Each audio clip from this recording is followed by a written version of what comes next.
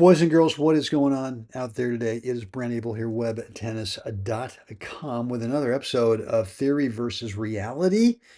Here's what actually works. And yeah, I should condition by saying, here's what actually works for me. And these are the things that I've picked up through decades from a whole host of different coaches and players.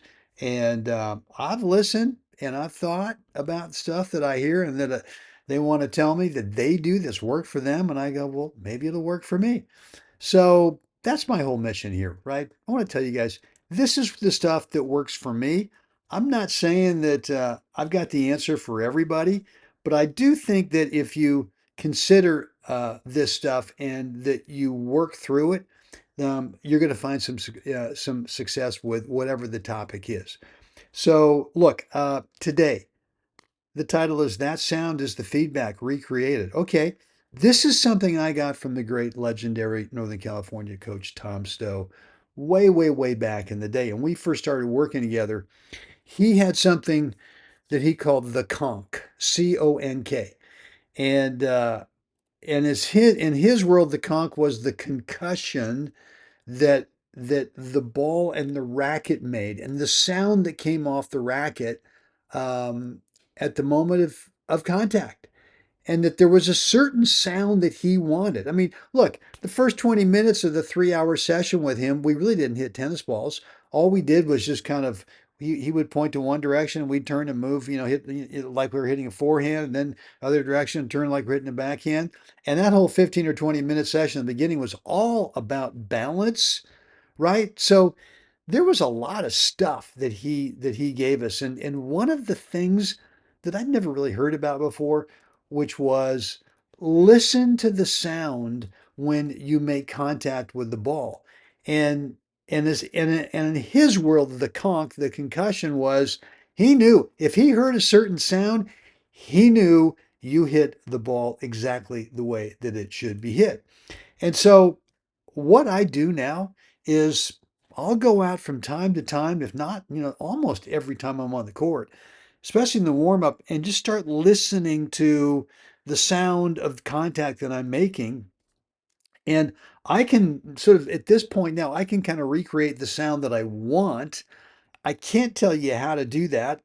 If you know the fundamentals of the game and you work like a dog to get them, and then you lay your own personality on top of those fundamentals, and everything I got from Mr. Stowe, um, you'll start to be able to understand that hitting the kind of tennis ball that you want, the feedback you get is not just watching the ball go over there.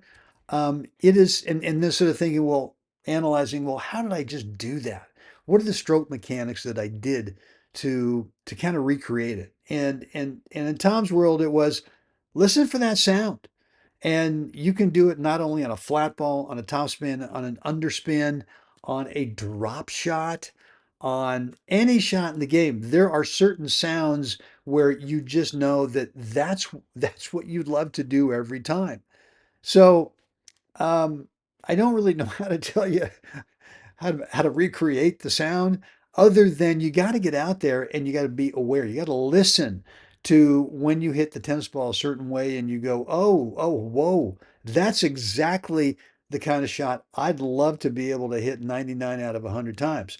Okay, start listening to the sound of when that happens and just think about, well, how do I recreate that sound without going crazy down a rabbit hole in terms of stroke analysis and stroke technique and stroke mechanics, right? Let's just see if you can just recreate the sound, right? So it's a feeling. Look, I'm born and raised in Berkeley, right? Ooey gooey, Berkeley, California, which back in the day when I was there was it's still a pretty cool place, but it was insane. It was great. It's gotten a little crazy since then. But no, anyway, look, you can do this, and I just nothing else. Just go out there the next time you're on the court, whether it's in a warm up or practice session. Practice session is the best time to do it, and just start being aware of the sounds that come off your racket. Depending on the type of shot. Look, obviously on the serve, it's going to be a different sound than it will be on a semi topspin forehand, as it will be on a nice underspin backhand drive. The sounds will be different. even on a little feathery drop shot, there's a certain sound that I know when I hear it, when I'm playing, I go, oh, baby, that is it right there. So, uh, try it. And I'd love to hear back from you, not only down below right now, what's on your mind, any comments, any questions, remark, feedback, let me know. But certainly give this a try and then get back to me. If you want to, just shoot me an email too, as well, brent@webtennis.com. Look, love to read your stuff and promise to always get back to you. It might take me a day or two, but I will definitely do that. Look, guys, if you've not yet picked up my free 9-minute video, it's a course that describes the reality, the 80-20 reality of our matches. Only 20% of the time during matches are we actually playing points. The other 80% on average is spent between points and on side changes. And obviously, 80% is a huge majority of the time. So the thought here is that if you manage that 80% of the match really, really well, you will tend to have shot clarity, confidence, make the right shot choices during the 20% of the match, the actual points, a whole lot better when you manage that between points and on side changes time. Look, I've got a 4 parts between point system that I use. I'm disciplined to it. It's easy for me now to just simply do it throughout any match, even if it's a match I feel like, hey, I should win this match 10 out of 10 times. I'm not going to get sloppy between points. I'm going to continue to work on it. And so, look, if you've not yet picked up this free video, it's a 9-minute video. I describe in detail my 4 parts between points routine. Right down below, there's a link. Click it, just drop in a first name and email address, and you will get instant access to that free 9-minute video. Guys, that's it from me today. Hope this has been helpful. As always, it's time we must. It's imperative. We got to get out there. We got to help someone else have a spectacular day. Guys, I will see you again next time.